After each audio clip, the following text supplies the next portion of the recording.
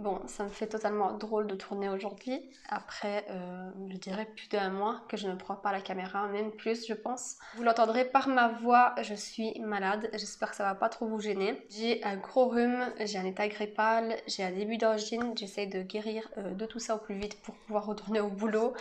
Et vu qu'aujourd'hui, grâce à tous mes médicaments, j'ai récupéré un petit peu de ma voix. Et vu qu'aujourd'hui j'ai un petit peu de temps et j'avais vraiment envie de me reposer devant ma caméra pour pouvoir filmer, je me suis dit pourquoi pas, allez. Donc aujourd'hui on se retrouve dans une vidéo assez demandée, elle m'a été vraiment très demandée, que ce soit sur YouTube ou sur Instagram. Donc c'est le make-up de mon mariage. Comme vous le savez, mon mariage civil a eu lieu le 26 juin, preuve à l'appui. Et je me suis maquillée moi-même. Je m'étais dit que pour ce mariage-ci, j'aurais bien voulu me maquiller moi-même, avoir un souvenir que ce soit moi qui me sois maquillée ce jour-là. Pour le mariage de l'année prochaine, ça sera pas moi qui vais me maquiller, mais ça sera plutôt une professionnelle. J'ai envie de me faire chuchoter pour ce jour-là. Donc ça va être un peu un chit-chat make-up. Je vais vous raconter un petit peu ce qui s'est passé ces derniers temps, mon absence et voilà, et mon retour. Sans plus tarder, on va commencer. Je vais utiliser tous les produits que j'ai utilisés pour mon make-up de ce jour-là, donc je change aucun produit. Je vous ai un tout petit peu rapproché, désolée, mais j'ai quelques rougeurs autour du nez, ce qui est tout à fait normal vu mon état. Pour commencer, je vais appliquer cette base de chez Makeup Forever, qui est la chaîne contrôle base matifiante 20 heures. Cette base, je dirais pas que elle est vraiment hyper matifiante, mais en tout cas, elle contrôle bien la brillance. Désolée, j'ai été coupée, je sais plus où j'en étais. Je disais que ça contrôle bien la brillance, mais ça n'enlève pas le fait qu'on brille quand même un tout petit peu, mais vraiment une lueur assez naturelle, c'est pas dérangeant. Et mon make-up, il a duré vraiment toute la journée. Donc je l'applique au pinceau. En ce moment, j'aime beaucoup les applications au pinceau. Je pars toujours de mes zones les plus critiques, donc la zone T. Et ensuite, j'étire la matière vers l'extérieur. Généralement, vers l'extérieur du visage, je n'ai pas vraiment de problème de tenue ou de matité. C'est surtout à ce niveau-là, donc au niveau du menton, du nez, les ailes du nez et le front. Ensuite, pour ce jour-là, j'ai choisi un fond de teint que j'aime vraiment beaucoup et qui est le Can't Stop One Stop de chez NYX. Moi, je l'ai en teinte naturelle. Donc ce fond de teint, je l'aime vraiment beaucoup, mais s'il y a une chose que je déteste, et ça ne le fait pas vraiment avec tous les fonds de teint, c'est un des premiers, je pense d'ailleurs, qui me fait ce problème-là, c'est qu'il n'adhère pas sur le nez. Je comprends vraiment pas pourquoi il ne veut pas tenir sur mon nez. Et du coup, ce jour-là, j'ai dû appliquer un autre fond de teint. La pompe est un peu dure. J'ai dû appliquer un autre fond de teint au niveau de mon nez pour avoir une couvrance. Donc je l'applique avec mon éponge de chez Shein, que j'aime trop. Donc je viens d'appliquer de l'intérieur vers l'extérieur. Je vais faire la moitié du teint avec vous pour vous montrer. Je n'ai pas mis beaucoup parce que je ne voulais pas avoir un effet trop couvrant, même si c'est un fond de teint qui est pas mal couvrant. Je voulais vraiment garder un côté assez naturel. J'ai vraiment, je sais pas si on va voir, je vais essayer de zoomer, mais j'ai vraiment un gros problème au niveau du nez avec ce fond de teint. Je pense même que je vais pas en mettre sur mon nez. De toute façon, j'arrête pas de me moucher, donc ça sert à rien. C'est un fond de teint qui vient vraiment uniformiser le teint. Il enlève vraiment mes imperfections et donne un petit coup d'éclat. Et c'était vraiment ce que je voulais pour ce jour-là, ce côté-là assez naturel, lumineux, sans trop cacher ma peau, parce que comme vous pouvez le voir ici, on voit quand même des petites imperfections, mais que je ne suis pas venue vraiment couvrir. Bon, j'ai essayé d'en appliquer un petit peu sur mon nez, mais j'aurais mieux fait de m'abstenir parce que j'ai toute ma peau qui est irritée, donc c'est vraiment pas beau du tout. C'est pas grave, de toute façon je suis à la maison, je vais aller me démaquiller juste après. Ensuite, comme anti-cerne, j'ai appliqué le Shape Tape Ultra Creamy de chez Tarte, que j'ai en teinte 29N Light Medium. Donc au niveau de l'anti-cerne, je n'en ai pas mis beaucoup. Franchement, j'ai juste mis ça. En ce moment, je sais pas pourquoi, j'ai tous les anti-cernes qui filent vraiment d'un méridule, mais exagéré, je sais pas pourquoi. Donc j'évite de mettre trop d'anti-cernes, puisque plus vous allez mettre de l'anti-cerne, plus la matière va filer dans vos ridules. De toute façon, il n'y en a pas vraiment besoin de mettre une tonne d'anti-cernes comme on faisait avant les grands V pleins d'anti-cernes. Voilà, je pense que c'était vraiment ridicule, c'était juste un effet de mode et c'est passé, voilà. Donc je viens estomper avec ma blender. Donc ici à ce niveau-là, j'essaye d'étirer pour donner un regard un peu plus lifté. Par contre, je vais venir directement le fixer parce que cet anti-cerne, il est vraiment hyper bien. Mais chez moi, il a besoin d'être fixé directement. Voilà, la couvrance, elle est parfaite. C'est tout ce que j'aime en ce moment. Je vais venir fixer mon anti-cerne avec ma poudre de chez Laura Mercier. C'est ma valeur sûre que j'ai choisie pour ce jour-là. J'aime beaucoup l'effet qu'elle donne. Elle n'est pas vraiment matifiante, mais j'aime beaucoup. Je vais venir l'appliquer avec une petite houppette. Et je viens faire une sorte de baking. J'ai tellement le nez bouché que j'ai du mal à parler comme il faut. Voilà, je fais une sorte de baking en fait sans trop le faire non plus. Donc je vais vraiment tapoter et faire absorber la matière. Comme ceci. Et ensuite je viens juste poudrer ma zone T puisque le fond de teint il est complètement mat. Donc il est sec au toucher et complètement mat. Ça ne sert à rien de venir rajouter de la matière par-dessus. Donc vraiment sur ma zone critique. Par contre, dites-moi dans les commentaires si la luminosité vous semble bien. J'ai rajouté une petite ring light que j'ai achetée chez Action au prix de 6 € je pense. Et elle m'a l'air bien au niveau du rendu des vidéos. En tout cas, moi je vois la différence. Donc j'ai une petite ring light et deux softbox. Et je pense que c'est mieux comme ça. N'oubliez pas que je filme toujours avec mon téléphone, donc c'est pas le top comme une caméra professionnelle, mais je fais du mieux que je peux. Ensuite, je viens fixer mes sourcils avec, je sais même plus lire le nom, mais c'était gel à sourcils de chez Révolution. Je vais commencer par les fixer et ensuite je viendrai dessiner quelques poils. J'ai utilisé ce gel à sourcils-ci puisqu'il est coloré, donc il vient vraiment redonner un petit peu de dimension à mes sourcils. Vu que je déteste les dessiner et je ne sais pas le faire d'ailleurs, j'ai choisi ce produit là pour donner un peu plus de volume, on va dire. Et ensuite j'ai pris le Lift and Snatch de chez NYX que j'aime beaucoup et je suis venue redessiner vraiment quelques poils à ce niveau là.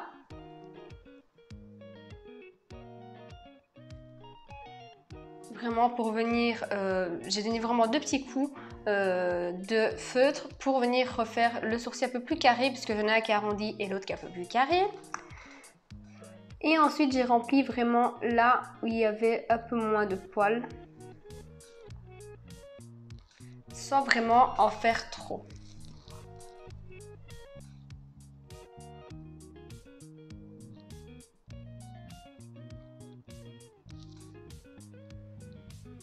Voilà, je n'ai pas fait des trucs de fou puisque je ne sais pas les faire de toute façon. Ensuite, on va passer aux yeux et je vais appliquer ma base préférée de tous les temps qui est la Primer Potion de chez Urban Decay. Je n'ai presque plus d'ailleurs, il faudrait que j'en rachète. Ça, franchement, c'est une valeur sûre pour les paupières grasses, c'est le top.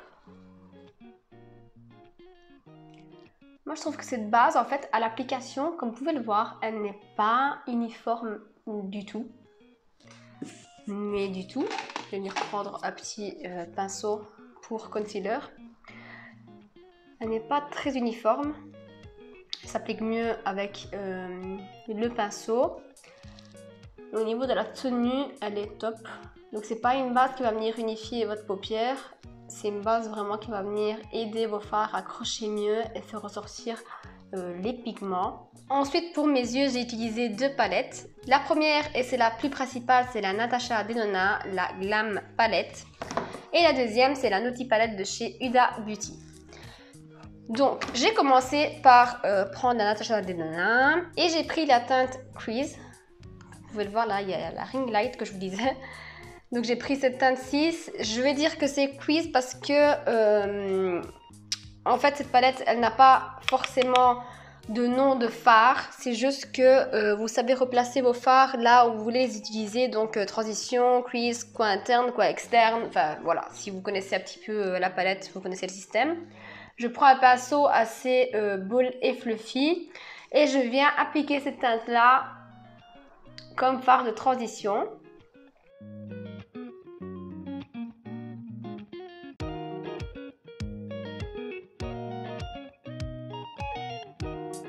Et je suis vraiment venue refermer le coin externe et j'ai étiré au maximum la matière vers l'extérieur. Donc quand vous faites ça, c'est mieux d'être face à un miroir. Moi là je regarde en bas puisque mon miroir il est plus bas pour pas que ça vous gêne. Mais vous vous mettez vraiment comme ceci face à la palette et vous étirez et vous créez votre forme par rapport à votre paupière. Moi j'ai vraiment voulu étirer un petit peu œil de chat comme ça. Et j'ai beaucoup estompé, donc je vais passer cette étape et on se retrouve juste après. Une fois que j'en suis là, je vais prendre la teinte la plus claire de la palette, qui est la teinte Transition. Je vais l'appliquer juste ici pour venir fondre un peu mieux la couleur et la dégrader un peu plus. J'utilise toujours le même pinceau que j'ai déchargé sur ma petite éponge. Par contre, très attention, les fards de chez Natasha Denona sont très poudreux, donc il faut bien décharger votre pinceau avant d'utiliser les fards.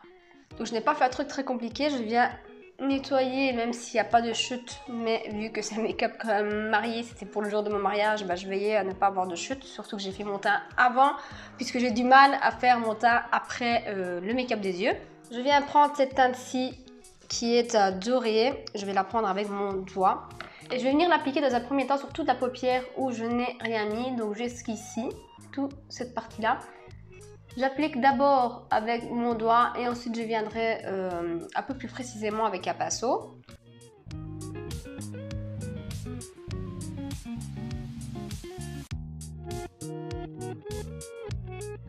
Ensuite je prends un pinceau plat, précis mais fluffy en même temps, c'est le Eyeshadow Brush de chez Essence. Je prends donc la teinte et je viens l'appliquer un peu plus précisément ici, donc sur le creux. Et je vais bien jusqu'ici, donc le 3/4 de mon œil. Je viens également descendre la teinte dans le coin interne pour venir créer mon point de lumière. Ensuite, avec toujours le même pinceau que j'ai appliqué mon fard de transition, je viens prendre un peu de produit et je viens le mettre en ras de cils. Donc je relie vraiment mon coin externe et mon ras de cils. Et je m'arrête à 3/4. Donc je ne vais pas jusqu'au bout. J'ai toujours du mal à appliquer le fard en ras de cils et vous montrer parce que j'ai tendance à baisser ma tête. Voilou. Ensuite, je prends mon pinceau avec lequel j'ai appliqué le fard lumineux et je vais l'appliquer juste ici, donc là où je n'ai pas appliqué de fard de transition, pour avoir ce côté vraiment lumineux. Et on en a fini avec la palette Natasha Denona. Je vais prendre ensuite la Naughty palette de chez Huda. Et je suis venue prendre tout simplement un fard que je me souviens plus, voilà. Je ne sais plus lequel c'était des deux. Je vais essayer de voir, ouais je pense que c'est celui-là. Donc je suis venue prendre le fard ici, qui est le fard Spicy. Je viens reprendre un pinceau qui ressemble à celui d'avant, sauf qu'il est un peu plus précis. Je ne sais pas vous donner le nom des pinceaux ni les numéros, parce que c'est des fards que j'ai commandés sur Shein et ils n'ont pas de référence. Mais ça correspond un petit peu à des 231 de chez Zoeva. Donc je viens prendre le fard, vraiment très légèrement, parce qu'ils sont très pigmentés. Je décharge pareil, puisqu'ils sont poudreux. Et je viens les appliquer vraiment en V à la fin de mon œil. Donc comme ceci, donc je viens d'abord poser. Donc pourquoi j'applique ce fard là? Tout simplement parce que ça fait ressortir la couleur de mes yeux, donc la couleur du vert, du bleu si vous avez des yeux bleus. C'est vraiment une teinte qui vient rehausser la couleur et j'estompe vers l'intérieur sans rajouter de matière pour bien fondre toutes les couleurs. On n'oublie pas de regarder bien droit devant soi. Moi ici j'ai un petit peu du mal comme je vous avais dit puisque le miroir est un peu plus bas. Mais on fait en sorte que la couleur se voie vraiment. Et on vient étirer. Oh, ça encore. Je disais avant d'être coupé, il faut bien vraiment étirer la matière comme bon vous semble, donc comme vous aimez le plus. Moi comme je vous ai dit, je voulais recréer un petit peu cet effet un peu cat eyes. Et je reprends légèrement de la matière et je vais relier ici, mais je reste vraiment sur le coin externe comme ça. Donc voilà pour ce qu'en était des fards que j'ai appliqués. Ensuite, une fois que j'en étais là, le doute s'est installé. Il y avait mon mari qui était sur le lit et je lui ai demandé est-ce que je laisse comme ça et je mets juste du mascara ou est-ce que je fais un trait de liner? Puisqu'il y a mon ami Greg qui m'a dit de ne pas mettre de liner, puisque j'en mets tout le temps. C'est un petit peu ma marque de fabrique, donc c'est un petit peu dur pour moi de ne pas mettre de liner, mais je trouvais que le make-up n'était pas trop mal et qu'avec un beau mascara, ça aurait fait l'affaire. Donc je demande ça à mon mari et mon mari me regarde et me dit je ne suis pas habituée à te voir sans liner quand tu te maquilles, c'est pas toi si tu en mettrais pas, donc il faut mettre du liner. J'ai pas hésité 2 secondes, j'ai mis du liner, voilà. Donc moi je vais aller appliquer du liner et mon mascara hors caméra et on se retrouve juste après. Donc voilà, liner et mascara appliqués. J'ai appliqué bien entendu le Epic Ink Liner de chez NYX et le mascara de chez Catrice, le Lift Up qui est mon mascara du moment. Au niveau du liner, comme vous pouvez le voir, je n'ai pas appliqué mon liner à partir du coin interne. Je suis restée quand même un peu plus douce et j'ai appliqué à partir du 3/4 de mon œil. Et j'ai étiré un petit peu, mais pas trop non plus pour que ça reste quand même assez doux. Maintenant, on va passer au reste du teint. Au niveau du bronzer, j'ai pris ma valeur sûre qui est le bronzer de chez MAC, qui est de la collection d'il y a 2 ans, je pense, si je ne me trompe pas. Donc je vais prendre le pinceau F10 de chez Max & More. Et je vais venir réchauffer mon teint. Donc je ne vais pas vraiment faire un contouring bien net, mais je vais plutôt réchauffer le teint. Au niveau des tempes aussi. Au niveau de la coiffure, j'ai reproduit un petit peu ce que j'avais fait ce jour-là. Donc j'ai donné un effet un peu pareil. J'avais un bijou à l'arrière des cheveux et j'avais une queue un petit peu déportée comme ça sur le côté et bouclée. Donc voilà. Je mets un petit peu sur mon cou. J'ai commencé mon make-up, j'étais à fond dans mon make-up histoire de ne rien oublier. Et j'ai oublié de vous parler un petit peu de ma life en ce moment. Donc pour celles qui ne savent pas, j'ai repris le travail après un petit temps d'arrêt puisque j'ai des problèmes de dos. Et malgré que mes problèmes soient toujours là, j'ai quand même repris le boulot. Pas le choix. C'est à ce moment-là, entre guillemets, que j'ai commencé à déserter de YouTube et Instagram. Puisque c'était une nouvelle routine qui s'installait après quand même une longue période d'arrêt de travail. Et c'était pas évident pour moi de retrouver un équilibre. Et en plus de ça, se rajoutait le fait que je devais me marier, donc j'avais plein de choses à préparer. On a fait une fête à la maison avec juste nos parents, mais tout préparé moi-même, en plus de la reprise du boulot et gérer la maison, plus le mariage, c'était juste une catastrophe dans ma tête, je savais plus où j'en étais. Donc au niveau du blush, j'applique celui-ci qui est une pépite. C'est mon ami Greg qui me l'a conseillé et je l'aime d'amour. Et c'est le Cheek Lover de chez Catrice. Je l'applique avec un pinceau de chez Essence. Ça n'a pas de référence, mais c'était une vieille collection. Donc du coup, voilà pourquoi j'ai un petit peu déserté de YouTube et Insta. J'ai souffert, je vous jure, j'ai souffert puisque YouTube Insta, c'était vraiment mon moment d'évasion. Ça m'a beaucoup aidé pendant toute la période que j'ai dû rester à la maison avec mes problèmes de dos. Ça m'a vraiment aidé à sortir de cette routine, de casser cette routine et de ne pas penser à tout ce qui m'arrivait, entre guillemets. Parce que pour moi, c'est assez dur de rester à la maison. Les personnes qui me connaissent savent que je suis quelqu'un de très hyperactif. J'aime toujours faire des choses, je ne m'arrête jamais. On va dire que ça a été un petit peu une période de réadaptation. Donc le mariage est passé, là j'ai une semaine un petit peu pour tout ranger de nouveau dans la maison, même si tout n'est pas rangé comme il faut, mais on essaie de remettre de l'ordre puisque l'air de rien, même recevoir 10 personnes à la maison, ça fout le bazar. Surtout pour un mariage, parce qu'on a changé plein de trucs de place, on a décoré plein d'endroits et tout ça, donc après c'est le retour à la réalité. Et entre le boulot et la vie quotidienne, ça prend énormément de temps pour se rétablir. Donc ce côté-là, c'est bon, on est presque bon, je n'y pense plus, je fais vraiment à mon aise. J'ai voulu reprendre à filmer et là, il y a une semaine d'ici, j'ai attrapé la crève complètement. Je suis malade depuis une semaine, je m'en sors pas. Et là, vu que je suis à la maison, j'ai quand même de la température et tout ça, donc je n'ai pas le choix de rester 2 jours à la maison avec mes antibiotiques et tout ça pour essayer un petit peu de calmer les choses.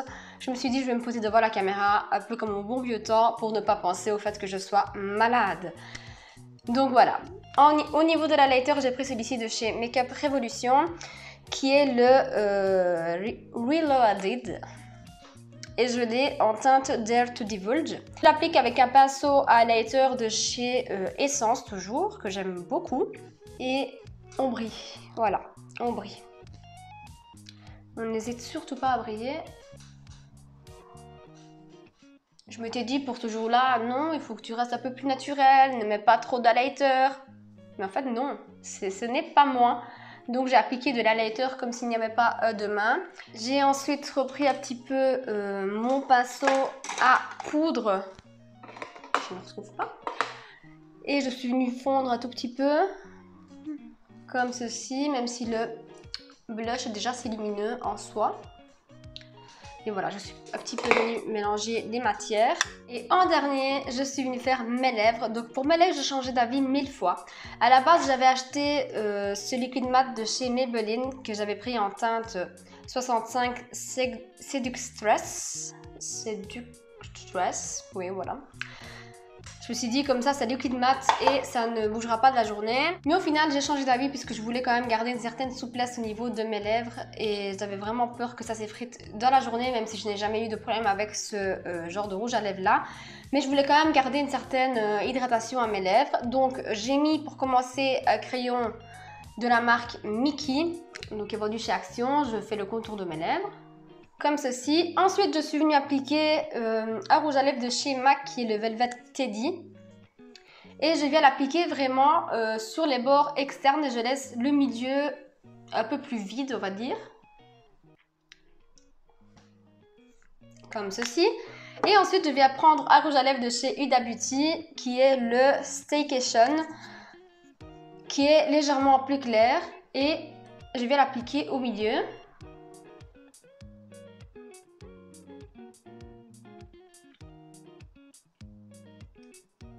Et je viens tout mélanger vraiment pour venir créer une sorte de dégradé au niveau des lèvres assez léger, mais à dégrader quand même.